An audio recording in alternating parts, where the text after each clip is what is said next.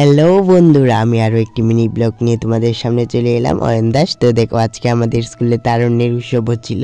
তো এটা হচ্ছে আমাদের ক্যাম্পাস। এখানে সকল ক্লাসে অংশগ্রহণ করেছে ক্লাস 6 to 10। তো দেখো, সকল খাবারের উপরে এর দাম দেওয়া আছে।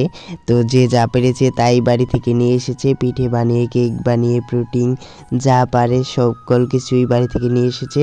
তো আমি তো এরকম কিছু আনিনি, আমি শুধু কলা পাতাগুলো এনেছি পিঠেগুলো রাখার জন্য।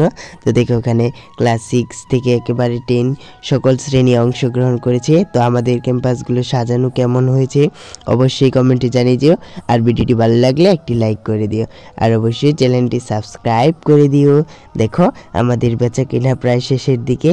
তো এটা হচ্ছে ক্লাস 9-এর ক্যাম্পাস, আর এটা হচ্ছে আমাদের ম্যাডাম এখানে খাচ্ছে, সকলেই আর কি কিনে খাবার খাচ্ছে।